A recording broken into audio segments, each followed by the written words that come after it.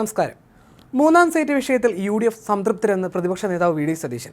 ചർച്ചയിൽ കോൺഗ്രസും ലീഗും സംതൃപ്തരാണ്. നെഗറ്റീവായിട്ടുള്ള ക്യാമ്പയിൻ നടക്കുന്നുണ്ട്. എന്നാൽ നെഗറ്റീവായിട്ടുള്ള ഒരു കാര്യവും നടക്കില്ല. എല്ലാം വളരെ പോസിറ്റീവാണെന്നും വി ഡി സതീശൻ പറഞ്ഞു. അതിനിടെ രാജ്യസഭാ സീറ്റ് വാഗ്ദാനം ചെയ്തുവെന്ന് KPCC അധ്യക്ഷൻ കെ സുധാകരനും അറിയിച്ചു. ഇതോടെ പ്രതിസന്ധി അയയുമെന്ന പ്രതീക്ഷയിലാണ് കോൺഗ്രസ്. അധികമായി ഒരു രാജ്യസഭാ സീറ്റ് നൽകുമെന്നാണ് വാഗ്ദാനം. എത്രയോ വർഷത്തെ ബന്ധമുള്ള സഹോദര പാർട്ടികളാണ് മുസ്ലിം ലീഗും കോൺഗ്രസും. ഞങ്ങൾ ഇങ്ങോട്ടും അങ്ങോട്ടും സംസാരിക്കുന്നത് പരസ്പര വിശ്വാസത്തോടും ബഹുമാനത്തോടും കൂടിയാണ്. മുന്നണിയിലെ രണ്ടാമത്തെ പ്രധാന കക്ഷിയാണ് ലീഗ്. അതിനനുസരിച്ച് ഭംഗിയായി ചർച്ചകളൊക്കെ പൂർത്തിയാക്കിയിട്ടുണ്ട്. അവർ പറഞ്ഞ കാര്യവും ഞങ്ങൾ പറഞ്ഞ കാര്യവും പരസ്പരം ഉൾക്കൊണ്ടിട്ടുണ്ട്. ഉഭയകക്ഷി ചർച്ചയാണ് നടന്നത്. ലീഗ് പ്രസിഡന്റ് സാദിഖ് അലി തങ്ങൾ സ്ഥലത്തില്ല. അദ്ദേഹം എത്തിയ ശേഷം മറ്റന്നാൾ ചർച്ച നടക്കും. ഫൈനൽ തീരുമാനമുണ്ടാകും. ചർച്ച വളരെ ഭംഗിയായി പൂർത്തിയായെന്നും വി ഡി സതീശൻ കൂട്ടിച്ചേർത്തു. ഈ വർഷവും അടുത്ത വർഷവും ഒഴിവ് വരുന്ന രാജ്യസഭാ സീറ്റുകൾ ലീഗിന് കിട്ടുമെന്നാണ്. ഇതോടെ 2026 ശേഷം അബ്ദുൽ വഹാബിന് രാജ്യസഭയിൽ തുടരാനാകും. ലീഗിന് പിന്നാലെ CPM നടക്കാൻ തുടങ്ങിയിട്ട് കുറേ കാലമായി. UDFൽ തുടരാൻ പല കാരണങ്ങളുണ്ട്. എന്നാൽ LDFൽ ചേരാൻ ഒരു കാരണം പോലുമില്ലെന്നാണ് സാദിഖ് അലി തങ്ങൾ പറഞ്ഞത്. എന്നിട്ടും CPM പിന്നാലെ നടക്കുകയാണ്. അവരെങ്ങനെ നടക്കട്ടെ എന്നും വി ഡി സതീശൻ പറഞ്ഞു. മൂന്നാം സീറ്റ് വിഷയത്തിൽ കോൺഗ്രസുമായി നടത്തിയ ഉഭയകക്ഷി ചർച്ച തൃപ്തികരമായിരുന്നുവെന്ന് മുസ്ലിം ലീഗ് നേതാവ് PK കുഞ്ഞാലിക്കുട്ടിയും പ്രതികരിച്ചു.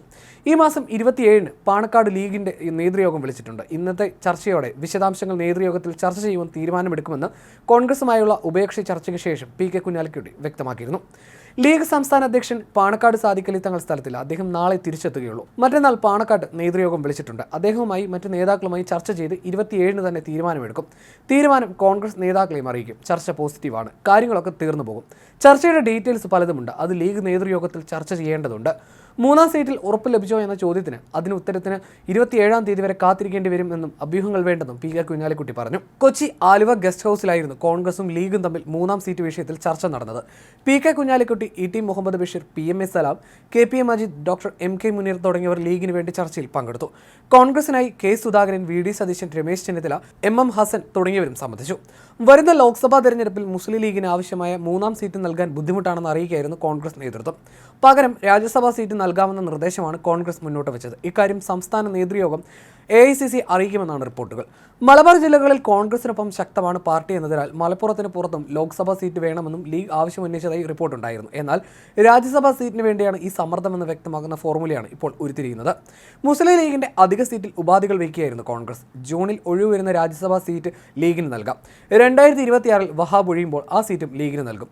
രാജ്യസഭയിൽ ലീഗിന് എപ്പോഴും 2 അംഗങ്ങൾ ഉണ്ടാകുന്ന സാഹചര്യം ഉറപ്പാക്കുമെന്നും കോൺഗ്രസ് നേതാക്കൾ ഉറപ്പ് നൽകി. സാമുദായിക ധ്രുവീകരണങ്ങളില്ലാതെ തീരുമാനങ്ങൾ ഉണ്ടാകണമെന്നും കോൺഗ്രസ് നേതാക്കൾ അറിയിച്ചു. മൂന്നാം സീറ്റ് ലീഗിന് നൽകിയാൽ പുറത്ത് ആഘോഷിക്കുന്ന സ്ഥിതി ഉണ്ടാകരുതെന്നും കോൺഗ്രസിന്റെ ഉപാധി. ലീഗ് കോൺഗ്രസ് സീറ്റ് വിഷയം സൗഹാർദ്ദപരമായി തീർക്കുമെന്നും KPCC അധ്യക്ഷൻ K സുധാകരനും പറഞ്ഞിരുന്നു.